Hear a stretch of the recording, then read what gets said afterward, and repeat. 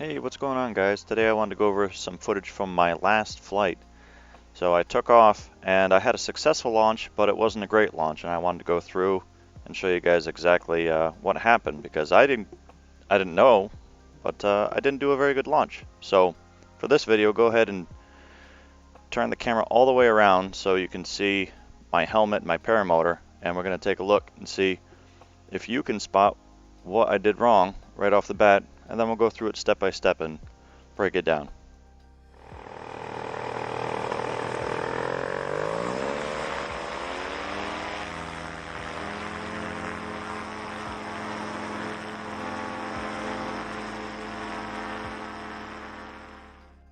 So did you catch it? Well, if you didn't, that's okay. I'll go ahead and take a deep look and I'll point it out to you. So let's go ahead and watch that video in painful 25% speed. So I'm centered in the wing.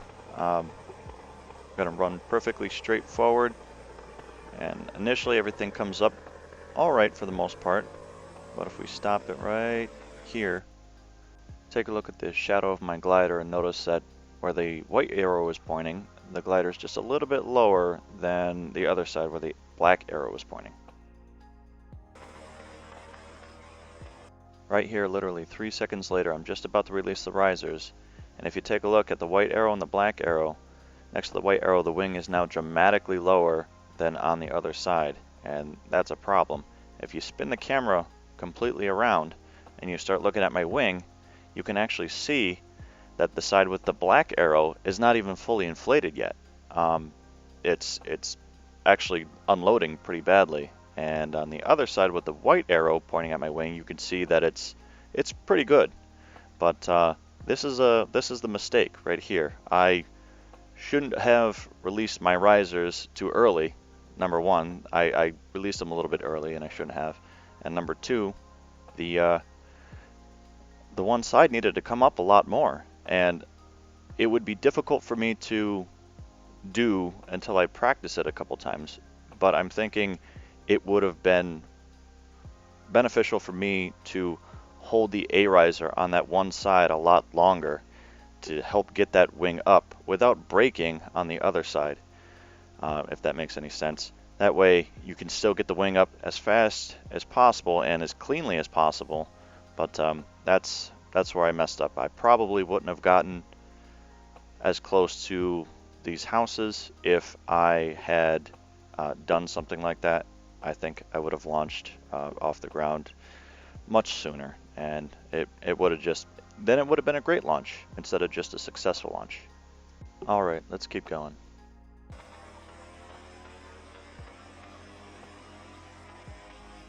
Alright, now finally both sides of the glider are fully inflated, but my right hand side is still way high in the air, and you can already see it start to happen. I start pulling that brake down on the right hand a little bit. Left hand is completely up, and that's what I'll continue to do until the glider is straightened out, which works, but I don't think that was the most effective thing to do.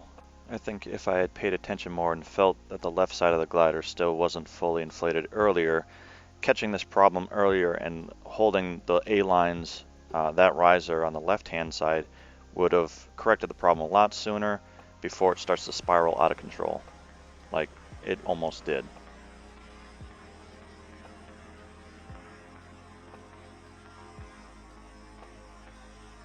So finally the glider is completely up, nice and straight and everything, but at what cost? I didn't have a lot of room to take off here, and pulling on that right hand brake definitely slowed the whole process down, and then you're kind of taxiing for no reason. Like I said, I think if I corrected it earlier, I would have been off the ground probably 10 feet earlier, maybe 15 feet earlier, but I don't know, next time I'll try something different. So I hope this was helpful to somebody. One of the reasons why I wanted to get this kind of setup was that I could, in fact, film myself and always be able to see what my glider was doing. So I'll be doing more of these videos. Let me know in the comments if you guys actually enjoyed this kind of thing. As always, thanks for watching, and subscribe if you like my stuff. Take it easy and make sure you guys fly safe.